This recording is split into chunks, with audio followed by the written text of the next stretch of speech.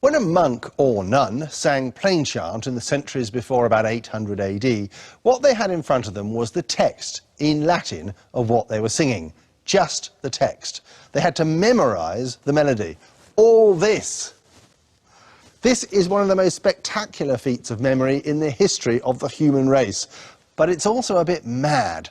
It might take 10 years of daily repetition and practice to memorise the entire plain-song repertoire for the church year. So it was deemed highly desirable to find a way of reminding yourself what the tunes for any bit of text might be. This is a 3rd century Christian hymn written in ancient Greek. Above the words, tantalizingly, is a fledgling attempt at writing the tune down. Alas, so far at least, no one can agree on what exactly it's meant to sound like. Hundreds of years went by until squiggles came along. That's not their real name, which is neumes, but squiggles are what they are. This is a page from the Winchester Troper, the oldest surviving manuscript of organum anywhere in the world. It's the painstaking work of Anglo-Saxon monks. What it shows is the Latin text that was intended to be sung with squiggles above the words and in the margin. The idea of the squiggles was to give some indication of whether the note of the melody went up or down over any given syllable, so they're better than nothing. But the squiggles had a major flaw.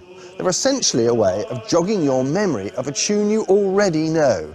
They're rubbish at teaching you a new tune from scratch. That's because they're not very good at indicating just how high or low successive notes are supposed to be, like a map without longitude or latitude. The breakthrough came in around 1000 in the Italian city of Arezzo, and it was the brainchild of a musical monk called Guido, known nowadays as Guido of Arezzo. Guido's methods were simple and clear.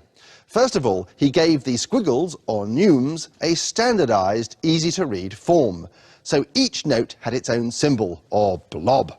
He then drew 4 straight lines onto which the notes, or blobs, would be placed. One of the lines he made red to give you a fixed bearing as against all other tunes, a bit like the musical equivalent of the equator or the Greenwich meridian. So wherever the note or blob is placed represents its pitch position, that is, whether it's an A, B or C.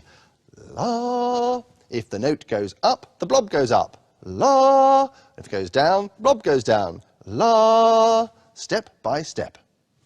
Ole, ole, ole, ole, ole, ole.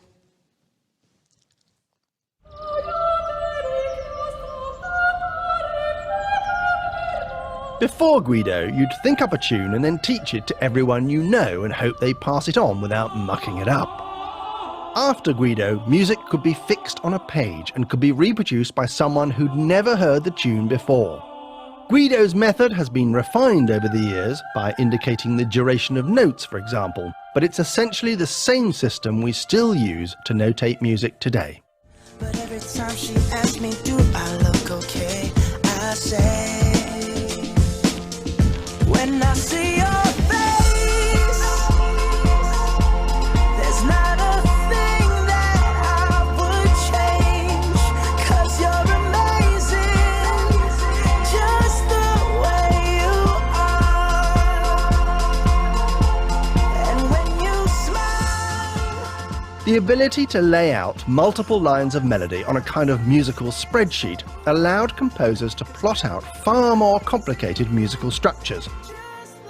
This was to set music on a course towards greater and greater sophistication, all thanks to the bright idea of a monk from Arezzo. The ability to formulate musical ideas on a page enabled a musical approach that was far more ambitious than anything that had preceded it. A story that has to be remembered and spoken out loud is necessarily less complex than a novel, which can be written down and unfolded over a much greater length of time. So it was with the invention of musical notation.